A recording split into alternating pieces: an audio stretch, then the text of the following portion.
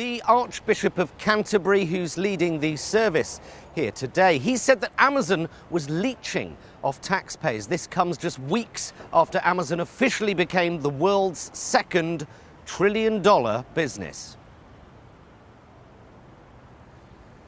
Yeah, because the Church of England are well known for their commitment to paying their fair share of taxes, aren't they? These companies, they have more political clout than politicians do. If money equals power, $1 trillion. Is this not one of the most burning injustices of our time? Governments can't make them pay taxes. That's how powerful they are. And they're powerful because they're rich. Okay, if you can buy power, that's not a democracy, it's a plutocracy. It's rich landowners making the decisions. It's feudal Britain. The power that Amazon has, how is that possible? It's where I get my ink cartridges from. $1 trillion. It's possibly one of the most immoral business structures on the planet. And we all know it.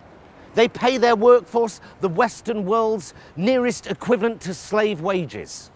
And yet we all still use it. Oh, it's just the way of the world, isn't it? It's like bottled water, an environmental disaster that we're all complicit in, but you know, I just don't like water out of the tap. Do you know what I mean? Wonga, a business designed to sell unnecessary debt to the very people who can't afford to be in any more debt. What sort of a business model is that? Good fucking riddance. And yet we're all part of this corporate machine. These days, when the masses riot, it's not for a cause, it's just an excuse to smash up JD Sports window and nick some fucking Adidas. We'll buy your shit, don't you worry, and you can avoid your tax and buy up the nation's assets, all sponsored and endorsed by a complicit and willing Tory government. And we're kind of fine with it, as long as our TV screens are 4K ready.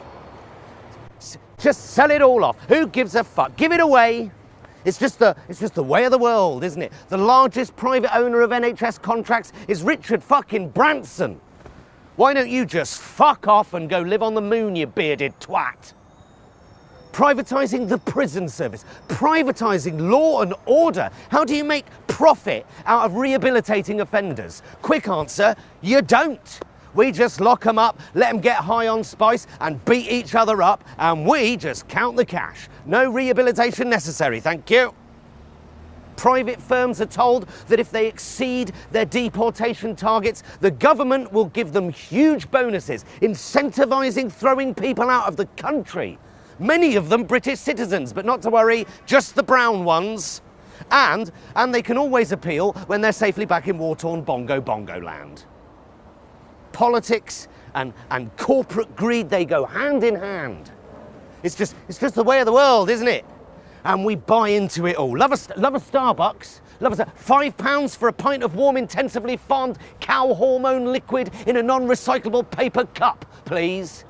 What's for dinner? What's for dinner? Steroid-injected minced cow bollock, courtesy of the farming industry, flown to you and wrapped in plastic, all courtesy of the oil industry, tearing up rainforests to plant animal feed, polluting the air with cow farts and aviation fuel, and choking the oceans with the plastic waste. Enjoy your shepherd's pie, won't you?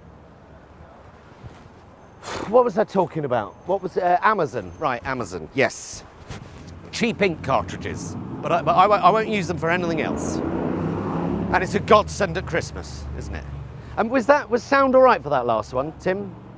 Do I need to do another?